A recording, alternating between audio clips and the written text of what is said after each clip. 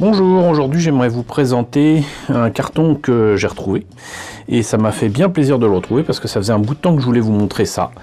Et malgré les apparences, et si vous avez bien lu le titre, il ne s'agira pas de vous présenter une maquette de la navette spatiale américaine, mais bel et bien de vous montrer et cette maquette et une autre maquette liée à Farscape. Alors, pour la petite histoire, il s'agit d'une maquette de 1979 que je n'ai pas eue à cette époque-là. Il s'agit d'une maquette en plus au 1,72, donc de la navette spatiale américaine. Et c'est une maquette qui en plus a cette particularité de ne pas, entre guillemets, avoir de nom. C'est-à-dire que c'est maintenant assez connu qu'on a eu d'abord un modèle qui n'est pas allé dans l'espace mais qui était l'Enterprise. Ensuite, si je me rappelle bien, il y a eu genre Columbia, Challenger, Endeavour, Atlantis. Et là, non, elle n'est pas nommée. Et on voit aussi que la boîte, elle est quand même bien vieillotte. Hein, peu de détails en plus. Rien que sur la boîte, on voit que c'est quand même pas ça. C'est une maquette monogramme. Rappelons aussi que des maquettes de la navette spatiale, il y en a un paquet avec les citernes et les moteurs à poudre qu'il y a sur le site de lancement, mais c'est pas cette échelle-là. C'est souvent ou un 144 ou un 280, voilà, c'est des petites échelles, alors que là, un 72, c'est quand même un gros bébé. Je vous montre juste ma main à côté, voilà, donc... c'est vraiment quelque chose d'assez particulier. Alors d'habitude je dis, on va voir ce que ça donne dans la boîte et tout, mais on va faire quand même un petit tour de la boîte qui était déjà pas en bon état quand je l'ai acheté. Je l'ai acheté il y a à peu près 10 ou 15 ans, si je me rappelle bien. Et c'était lors d'un salon de la maquette. Au salon de la maquette à Porte de Versailles. Il me semble que c'était le cas aussi quand ils étaient au Bourget. Vous aviez une bourse, soi-disant des collectionneurs, mais qui me permettait de trouver des gens qui vendaient des maquettes d'occasion et souvent pas chères, et surtout une association qui vendait du matériel pour le modélisme ferroviaire, donc du flocage, des maisons, des armes, des machins, c'était génial et moi j'y allais tout le temps. À chaque fois je m'y rendais exprès pour ça et c'était souvent le dernier week-end puisque à ce moment-là le salon durait une semaine et donc d'un week-end à un autre et les premiers jours donc il n'y avait pas ça, mais le dernier week-end il y avait ça et c'est là-bas que je l'ai trouvé. Et j'ai acheté en fait cette navette spatiale pour une raison très précise que je vous montrerai tout à l'heure, mais voyez déjà donc sur la boîte ce que ça donne donc pour le modèle entre guillemets monté et peint. C'est plus proche d'un jouet hein, sincèrement que d'une maquette très précise. Il me semble que c'est chez Hasegawa ou Tamiya, je sais plus, qu'il y a un modèle qui est vraiment très précis avec toutes les tuiles pour la rentrée dans l'atmosphère et tout. Qui sont présents sur la carlingue. Là c'est pas le cas hein. C'est voilà. Là ça fait très jouet aussi, on a droit à 2 satellites, un laboratoire, et là ça m'a toujours amusé de voir ces pauvres astronautes dans une position qui là, tel que c'est montré, ça fait un peu on nous a perdu, on est là, coucou, et voilà. J'ai toujours trouvé ça amusant. Et donc vous voyez donc la maquette date de 79, elle fait donc 50 cm de long, c'est pas rien, 33 cm de large. Et là vous avez le texte français pour expliquer ce que c'est et qu'on prend 2 aéronautes en combinaison spatiale. Ça les faisait chier apparemment de mettre astronaute hein. Mais bon, donc maquette de monogramme. Je sais plus combien je l'avais acheté, mais pas bien cher. Encore une fois, la boîte était en mauvais état, le kit avait été en partie commencé. Et d'ailleurs, pour la petite histoire aussi, une partie de ce qu'il y avait dedans, parce que je crois qu'il manquait le laboratoire, une connerie dans ce genre. Un des satellites m'a servi en fait ici, là, cette partie-là, je crois, m'a servi pour un de mes Viper de grande taille, ceux que je ne vous ai pas encore montré. J'ai filmé ça depuis un bon bout de temps, mais j'ai pas terminé le montage. Donc, il faudra que je vous montre ça, un de ces quatre. Bah, cette fois-ci, c'est bon. On a vu la boîte. On va voir ce qu'il y a à l'intérieur du gros carton. Alors, ce carton est plein de belles choses, pas seulement cette maquette. Et il y a longtemps que je cherche un moyen de faire le plus simplement possible, plus efficacement possible, les tuiles sur la navette. Alors à un moment, je suis tombé sur ces éléments-là, donc ce qu'on appelle des profilés plastiques, et vous le voyez, donc là, sont des tuiles. Et c'est donc, vous voyez, donc avec un alignement qui n'est pas donc un grillage, vous voyez. Et ça, c'est ce qu'il faut pour la surface de la navette. Le truc, c'est que je ne vais pas utiliser ça, parce que je crois que c'est un poil trop petit, et surtout, il n'y en aurait pas assez. Il n'y en aurait pas assez du tout, donc ça servira pour autre chose. Par contre, j'avais gardé donc de côté ce genre de truc, donc du coup on va parler de ça. Donc des pochoirs, j'ai retenu le nom cette fois-ci. Et ça donc c'est quelque chose qu'on peut trouver par exemple au marché ou quoi. Et là par contre vous voyez que c'est du grillage. Là c'est des traits comme ça qui font des croisillons. Et ça a la bonne forme, mais pas le bon alignement. Donc j'ai commencé à travailler la navette avec ça, mais ça ira pas du tout. Mais sinon, j'ai gardé ce genre de choses qui est donc de la tulle de mariée. Là, c'est un machin, je crois que c'est pour faire, comment dirais-je, pour mettre du linge sale ou je ne sais quoi. Ils permettent d'être aérés quand même. Et ça, je ne l'ai pas mis ici pour la navette, c'est juste que j'ai remis la main dessus. C'était juste pour vous dire que pour certains projets, un sous-marin par exemple, ou un truc extraterrestre, ou tout simplement pour faire un, comment on dit déjà, un camouflage ou quoi, enfin, il y a des choses qu'il est possible de faire avec ce genre de choses là. Et ça prend pas tant de place que ça, donc n'hésitez pas à en récupérer à l'occasion, pas forcément en acheter spécialement, mais n'hésitez pas à en récupérer. Voilà, ça par exemple, c'est ce qui reste d'un bandeau qui permet de faire des nœuds autour d'un rideau, voilà, pour le tenir. Et vous voyez que là aussi c'est un grillage, et ça ira pas pour cette navette, mais ça ira pour d'autres projets.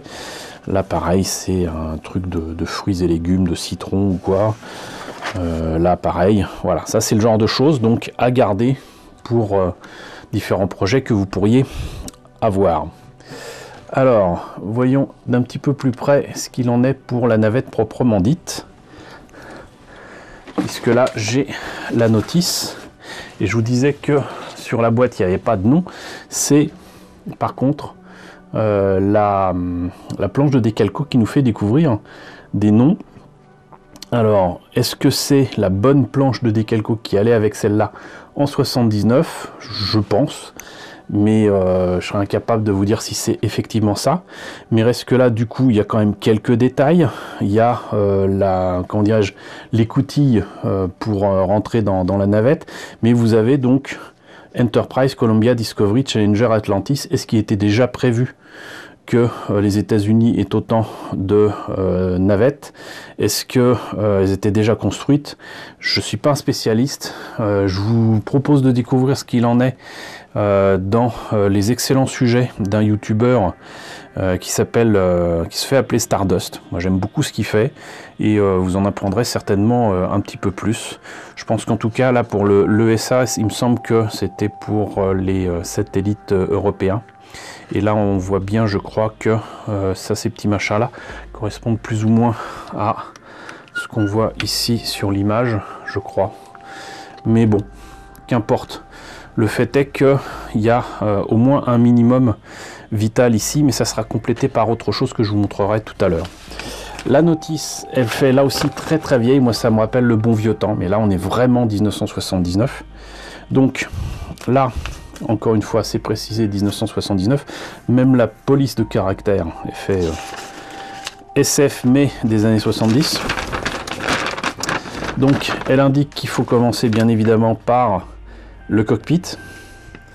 Ensuite on a carrément la soute de la navette. On a un petit élément ici certainement pour les coutilles à placer là. On a les deux éléments de la carlingue proprement dite à mettre ensemble. Un petit élément transparent pour le dessus du cockpit. Là, on a le choix, ça c'est bien ça. On a le choix entre la baie de train d'atterrissage ouverte complète ou une pièce plastique qui n'a pas à être découpée en deux ni rien, qui remplace cette pièce là. Là vous avez donc les panneaux qui s'ouvrent pour délivrer comment dirais-je les satellites ou quoi quand ils sont en orbite. Là encore vous avez les trains d'atterrissage dans la carlingue elle-même. Ensuite vous avez je suis assez étonné d'ailleurs, le cockpit à mettre à l'intérieur, mais bon, je me demande s'il n'y aurait pas dû y avoir quand même les éléments transparents d'abord. Encore les baies de train. On complète ici apparemment la partie moteur. Là c'est la soute. Encore les moteurs, les ailes. Ah d'accord. En fait, les éléments transparents se mettent non pas de l'intérieur, mais de l'extérieur. Ok, je ne me rappelais plus. Donc, là encore, des baies de train qui peuvent être soit ouvertes, soit fermées. Donc, c'est des pièces optionnelles. La queue de l'appareil, ici, qui sert aussi d'aérofrein, surtout, si je me rappelle bien. Quelques éléments à mettre sur le côté de la soute, dont le bras télescopique. Là, donc une espèce de sas qui permet apparemment de passer d'un truc à un autre avec les éléments qu'il y a dans la soute. Ça, c'est donc c'est écrit laboratoire spatial. Ah non, c'est pas ça, c'est caméra à pression. Bon, ok. Instrument, batterie d'instrument avec télescope. Et donc là, le fameux satellite dont je parlais. Et là, encore un autre satellite de communication. Et le pauvre astronaute perdu dans l'espace. Là, donc, on a, entre guillemets, les couleurs à mettre. Et c'est étonnant qu'ils n'aient pas parlé des tuiles. Et là, donc, les différentes configurations qu'il était possible de faire avec cette maquette. Donc, avec le laboratoire, le télescope, les satellites, voilà. On ne pouvait pas tout mettre, mais vous aviez des options. Donc voilà pour la notice d'époque. Voyons un petit peu la maquette. Alors pour le projet qui nous intéresse ici et que je vais vous exposer, j'ai bien évidemment donc les différentes pièces de la navette. J'ai même réuni le peu de pièces que j'avais à l'échelle qui correspondait à cette navette mais qui n'était pas complet. Je ne sais pas comment j'avais récupéré ça, mais j'arrivais par exemple un morceau de la dérive de la navette avec les aérofreins qui par contre ont des beaux détails. Malheureusement ce sont des beaux détails en plein, mais on voit bien les tuiles qu'il n'y a pas là, c'est pas articulé, il n'y a pas les tuiles en question. Et là ce qui me reste ici donc c'est quelques pièces transparentes. Je crois d'ailleurs qu'il n'y a pas on va dire le pare-brise, les tuyères. Alors, monsieur Focus, tu pouvais m'aider, voilà. Les tuyères qui sont quand même pas petites, hein. Le laboratoire spatial. Le cockpit, je ne l'ai pas intégré en fait.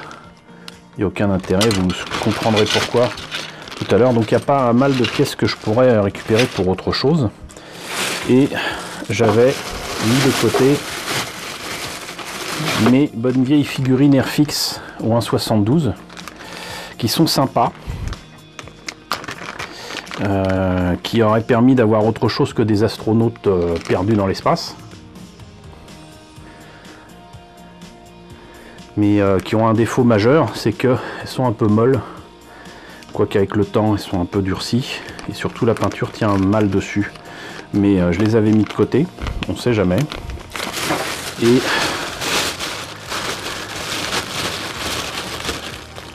du coup, plein d'autres pièces, plein d'autres figurines qui venaient d'ici et là. Je sais pas pourquoi, par contre, j'ai des figurines beaucoup plus grosses. Ça fait peut-être partie d'un truc que j'avais réuni. Ça, c'est des bêtes trains de la maquette en question. Enfin voilà, et ça c'est le genre de choses aussi, je crois que je vous en ai parlé.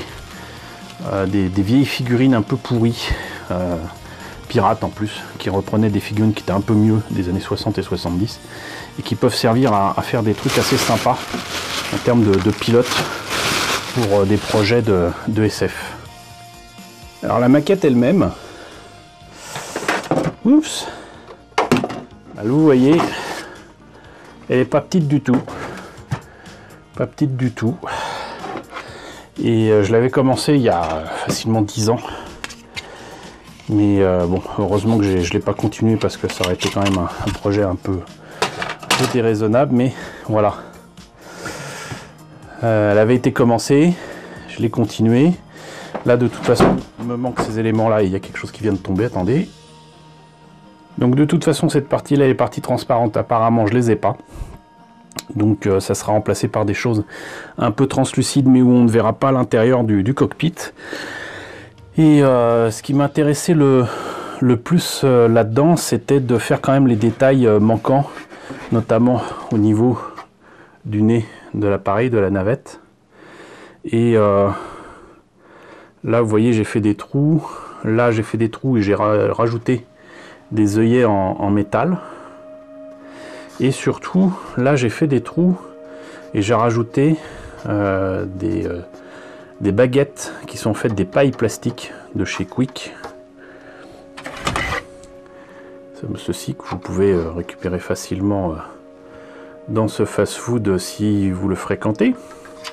Ou même autour, parce que beaucoup de parents ne font pas gaffe aux enfants qui les jettent. Et donc du coup, vous pouvez en récupérer par terre très facilement. Et là, vous voyez que donc, j'avais fait des trous. Et j'ai mis ces baguettes que j'ai un petit peu tordues. Là, vous voyez, pour donner cet aspect un petit peu oblong. Et ce que j'ai fait, c'est qu'en fait, j'ai... Alors, est-ce que je peux enlever ça? Il me semble qu'on voyait à l'intérieur. J'arrive pas à enlever. Attendez. Voilà. Alors là on voit à l'intérieur et surtout on va voir, j'espère, ici que les pailles continuaient à l'intérieur en fait. Hein, d'accord? Et là vous voyez que j'avais fait des trous ici, mais j'avais rajouté de petites cuillères en résine que j'avais eu avec une maquette malheureusement pirate d'un kit japonais. De Gundam si je me rappelle bien, et donc je les ai utilisés ici parce qu'il y avait des petits détails à l'intérieur, mais là donc c'était tout droit. Et pourquoi j'ai fait ça? Parce que tout simplement comme ça me permettait d'avoir la paille qui sortait du coup comme ça de la navette et de couper à ras ici comme vous voyez ici là, et ça vous donne ça. Mais au départ ces détails là c'était ça. Donc vous voyez que c'est quand même nettement plus beau comme ça, comme ceci. Enfin j'espère que vous voyez et que vous comprenez un petit peu le truc. En plus de ça, en fait ce qui va se passer, c'est que je vais utiliser ces trous pour figer et surtout planter en fait la navette spatiale dans cette position là. Alors Monsieur Focus ne m'aide absolument pas. Voilà, coucou Sylvain. Et donc la planter de cette façon, comme l'Enterprise détruit que j'ai déjà fait. Parce qu'en fait, cette navette va servir à faire le support, la mise en valeur en fait de cette maquette. Voilà. une maquette de Black Sun ou 1.72, vous voyez, et qui est écrit Wormhole Exploration Module, et en fait c'est le Farscape. Et c'est une série que j'aime beaucoup. Et du coup, je me suis procuré cette maquette en résine que je vais vous présenter tout à l'heure, mais toute seule, c'est un peu petit. Voilà, donc ce que je veux faire, c'est cette scène-là. Vous voyez, donc là, il me faut cette navette pour... Monsieur Focus est vraiment très taquin aujourd'hui. Donc il me faut cette navette pour reproduire cette scène. Comprenez-vous? Voilà, donc c'était tout l'intérêt d'avoir cette maquette ou 1.72. Du coup, il me faut effectivement la soute ouverte, mais je n'ai besoin de rien d'autre. Peut-être éventuellement rajouter des détails qu'on ne voit pas nécessairement dans la série, que j'inventerai ou quoi. Et vous allez voir que c'est intelligemment fait, parce qu'il y a des détails à l'intérieur qui permettent justement d'utiliser une navette au 1.72. Par contre, ça a beau être une mise en valeur de cette navette-là, il me faut quand même un minimum de détails dessus, sur cette surface, puisque c'est quand même un gros morceau. Et s'il n'y a pas les tuiles, ça ira pas. Donc vous voyez que là, j'ai fait des tests que je trouve pas mal avec la grille que je vous ai montré tout à l'heure. C'est rigolo, c'est sympa, mais ça va pas. Les tuiles sur la navette ne sont pas comme ça du tout. Donc il me faut un autre grillage. J'en ai trouvé un. Le problème, c'est qu'il est un peu cher. Je l'ai trouvé à Polver. C'est un truc qui est une moustiquaire et c'est en métal en plus. Donc ça pourrait être utilisé pour d'autres choses. Je vois aussi que ce que j'ai fait ici ne tient pas. Mais ça permettra de faire toute la surface. C'est juste que pour avoir cette grille en question, il me faut prendre un minimum d'1 mètre de grillage à 9 €, presque 10 € en fait. Et ça m'arrange pas, parce que j'ai pas besoin d'1 mètre carré de grillage comme ça. Ça pourra me servir pour d'autres projets, cela dit. Mais voilà, je pense que j'aurai moyen donc de terminer ça. Et je la trouve assez jolie quand même, cette maquette et cette navette à cette taille-là. Ça devrait pouvoir le faire, mais je pense que je vais devoir aussi faire en sorte que le milieu ici de la navette soit un petit peu plus solide, parce que même si j'accroche ici la navette, il faut quand même que ce soit un minimum solide par là. Donc ça pourrait peut-être le faire. Donc voilà pour la navette américaine au 1.72 de monogramme. Et une fois que j'aurai remis tous ces éléments dans cette boîte, je vous propose de découvrir ce que donne donc la maquette du Farscape. Alors avant de vous parler du Farscape, je viens de me rendre compte d'un truc. Faut vraiment que j'apprenne à lire aussi. C'est que effectivement sur la boîte il est écrit avec le marquage pour l'Enterprise, le Columbia, le Discovery, le Challenger et Atlantis. Voilà, il n'y avait pas encore Endeavour. Donc voilà, c'était donc bel et bien la planche de décalco qui va bien avec cette maquette. Voilà, donc la leçon à retenir, c'est apprenez à lire. Donc Black Sun Model qui a fait ce kit, je dirais il y a bien une bonne quinzaine d'années. Vous voyez, donc c'est un garage kit, c'est très clairement fait sans les droits, hein.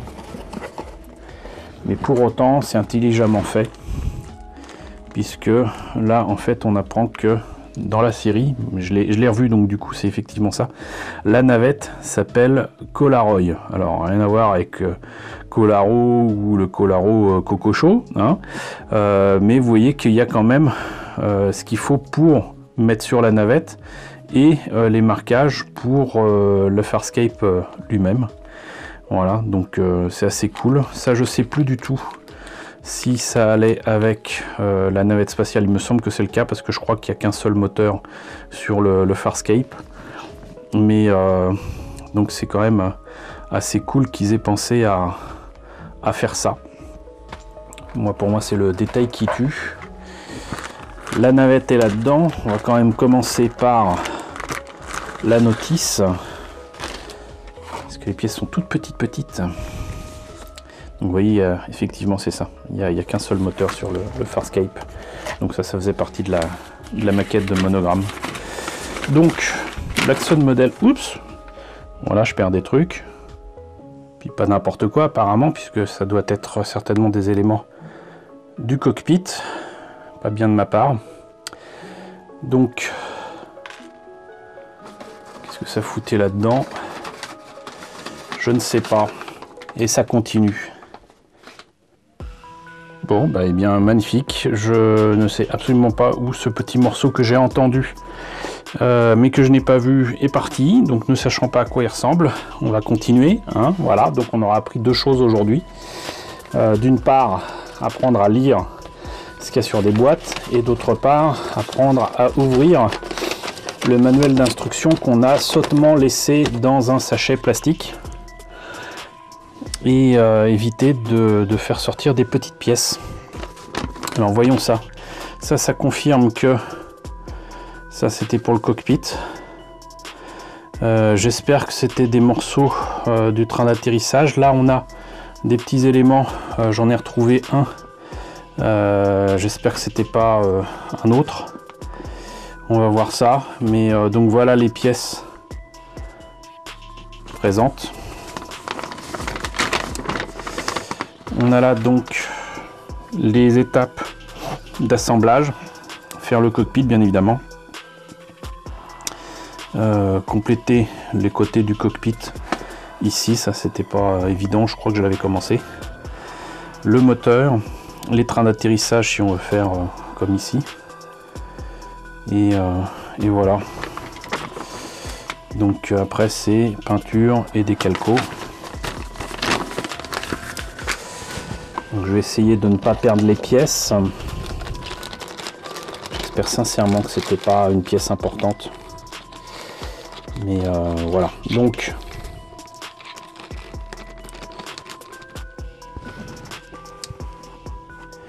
ici nous avons donc les pièces. On a vu qu'il y en avait quand même des très petites, mais bourrées de détails.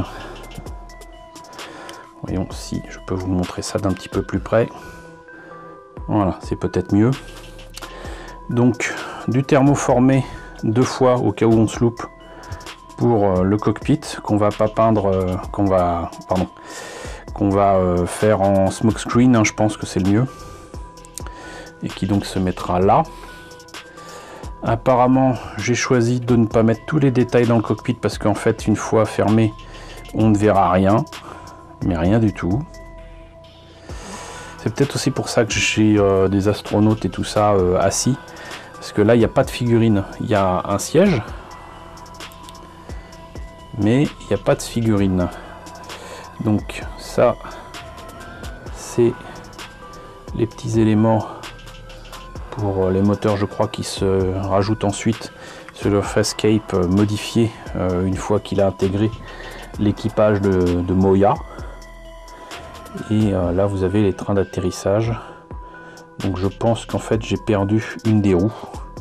C'est pas grave parce que je ne vais pas faire les trains d'atterrissage. Donc ça c'est une bonne nouvelle. Ça veut dire aussi que il me manque une roue comme ça. Donc je sais maintenant la pièce qui me manque. Voilà, c'est une bonne nouvelle. C'est de toute façon ça ne sera pas utilisé. Et c'est pas plus mal. Parce que de toute façon c'est certainement beaucoup trop fragile. Quoi qu'il en soit, donc voilà le Farscape, rien d'extraordinaire, une jolie forme quand même, et on a juste à mettre ça ici.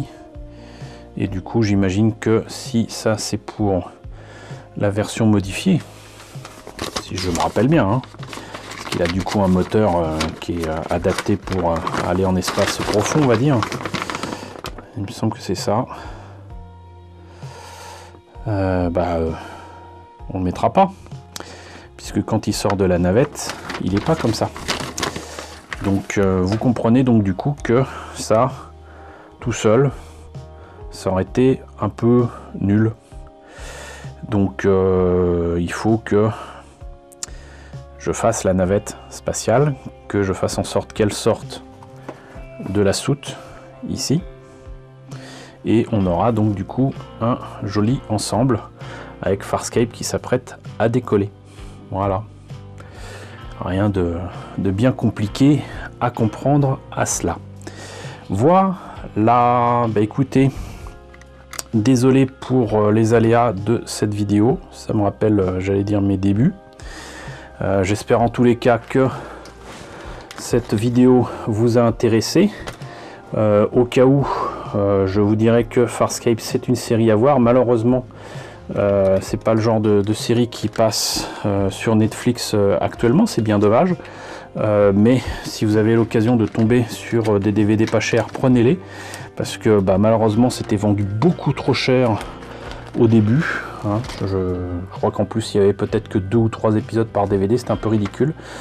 Donc voilà, n'hésitez pas, c'est une série qui se mérite, mais c'est une série qui est vraiment super sympa, et que moi j'aime en tout cas beaucoup, qui me rappelle de bons souvenirs. Voilà, donc écoutez, encore une fois, j'espère que ça vous a plu.